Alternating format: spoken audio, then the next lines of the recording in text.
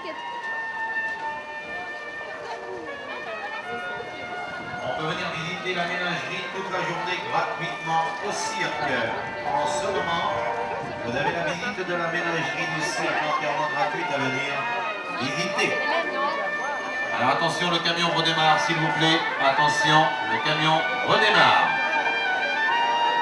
Vous êtes prié de circuler autour du camion, ça redémarre s'il vous plaît. Alors aujourd'hui c'est à 18h. En ce moment, ancienne route de Mirabas. Aujourd'hui à 18h. Aujourd'hui à 18h, l'international se s'écoute. Séance 18h. Normal. À 18h aujourd'hui. La cage au fond est arrivée. Le cirque aujourd'hui, le cirque est installé. Partie du magasin Paris. Ancienne route de Mirabas.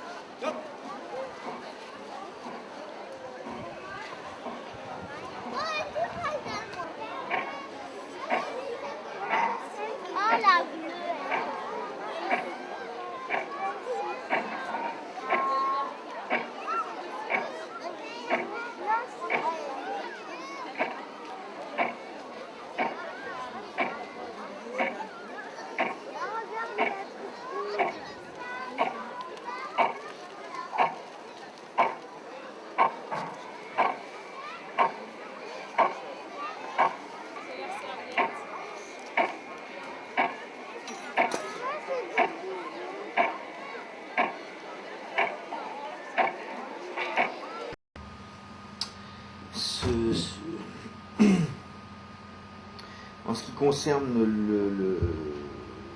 les idées que je pourrais considérer comme utopiques, mes idées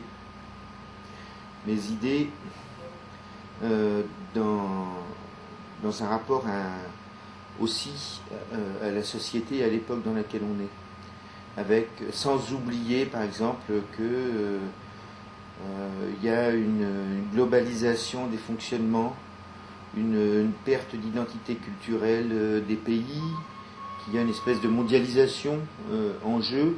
Elle se fait par à-coups, avec parfois un peu de régression. Mais bon, grosso modo, le réchauffement de la planète, la mondialisation, la pensée unique, c'est des choses qui sont concomitantes.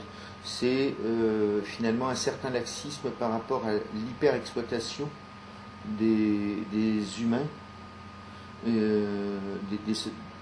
donc des grandes populations humaines, une hyper-exploitation et une confiscation de leurs responsabilités citoyennes. Ça, c'est notre époque. Pour moi, c'est ça. L'époque, elle est dans un état de conscience, on pourrait dire, très endommagé. Et c'est le consumérisme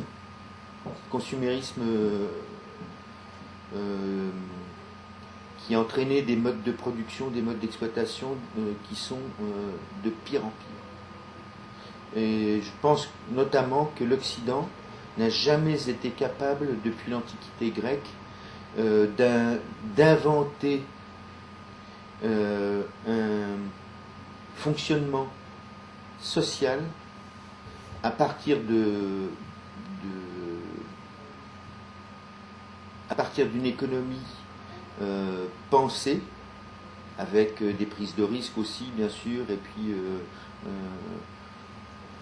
un confortement de certaines notions de sécurité, mais l'Occident en général, c'est-à-dire que l'Europe, la Méditerranée et puis les États-Unis, tout ça c'est l'Europe, c'est l'Occident, n'a jamais été capable de concevoir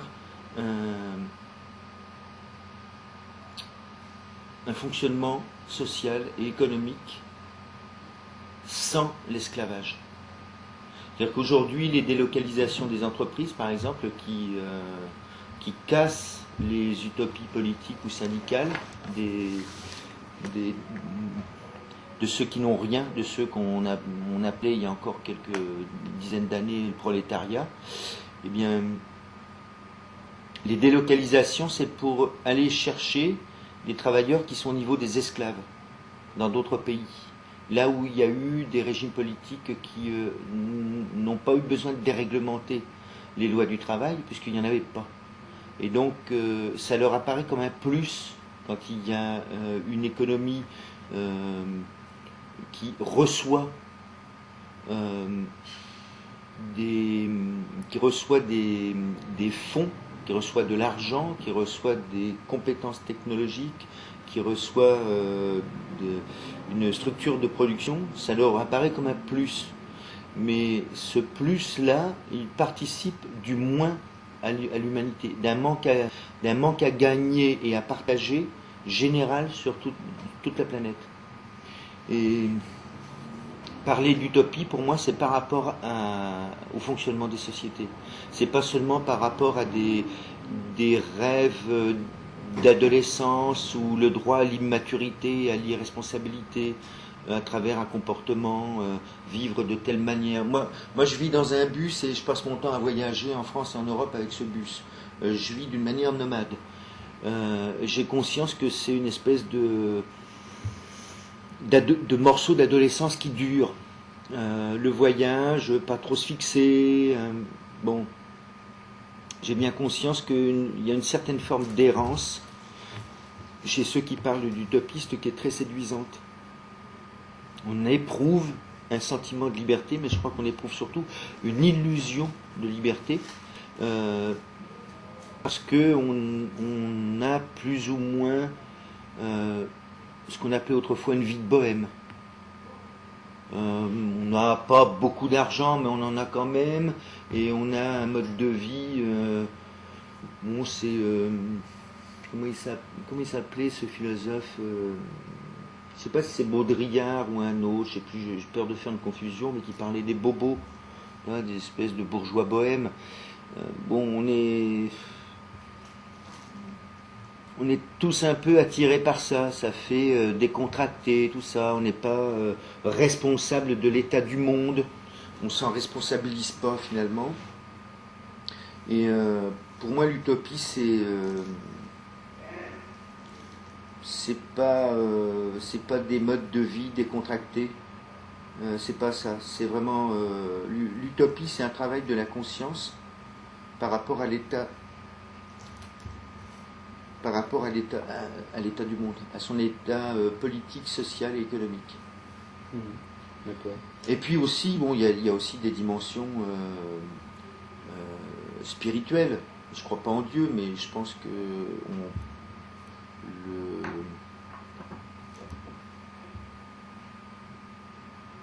je pense qu'il y a certains états de conscience qui permettent de développer une forme de spiritualité.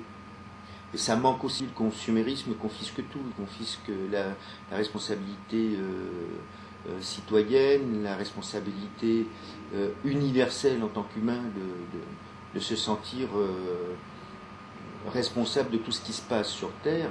Responsable, ça ne veut pas dire coupable, c'est pas de ma faute s'il y a des trucs qui se passent là-bas. Par contre, ne pas chercher à comprendre pourquoi ça se passe là-bas, pourquoi ceci, pourquoi cela, là je suis responsable de ma propre fainéantise, tu vois. Donc, je pense que l'hypercapitalisme et le consumérisme, ça confisque tout. Ça confisque certaines dimensions spirituelles, ça confisque certaines dimensions de la responsabilité et du sentiment de solidarité qu'on a envers tout humain et d'ailleurs envers le vivant en général. Et après les modes de vie, bon, c'est un petit peu c'est la décontraction dont on a peut-être besoin pour peut-être que c'est une forme de recul dont on a besoin pour dédramatiser les règles du comportement social.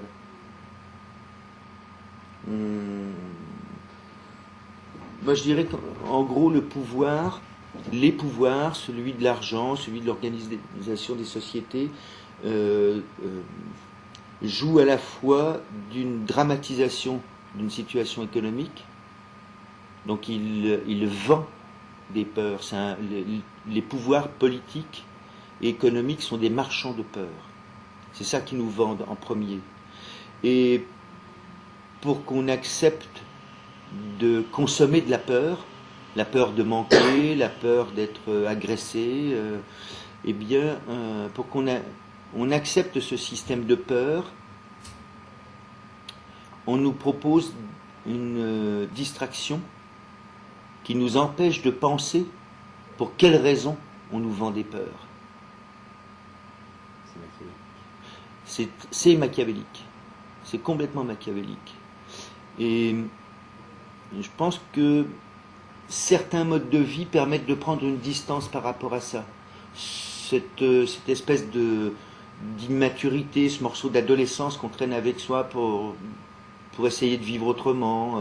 On peut vivre dans des cabanons sur une île, on peut vivre dans un bus, on peut être critique par rapport à ça, puis en même temps, il faut savoir préserver ça aussi. Cette espèce de douceur de vivre qu'on s'accorde, même avec très peu de moyens. Hein. C'est des utopies du bricolage comportemental. Hein.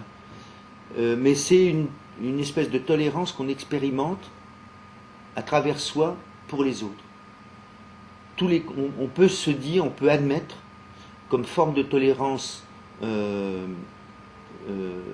supérieure que tout sont possibles. Et on n'a pas à les schématiser sous prétexte d'identité culturelle ou de bon fonctionnement de la société, parce que ça c'est encore pire. Quand les sociétés arrivent à persuader les citoyens par millions que la conformité des comportements à un modèle, ce n'est pas seulement pour une identité culturelle nationale, mais que c'est pour le bon fonctionnement de la société, alors là, on est sûr et certain qu'on est dans une situation de domination ou d'instinct de domination extrême. Et qu'il n'y a pas vraiment de raison qu'une société fonctionne plus mal avec plus de liberté de comportement. Il n'y a aucune raison qu'elle fonctionne plus mal. Au contraire, même, il y a toutes les chances qu'elle fonctionne mieux parce qu'elle va s'en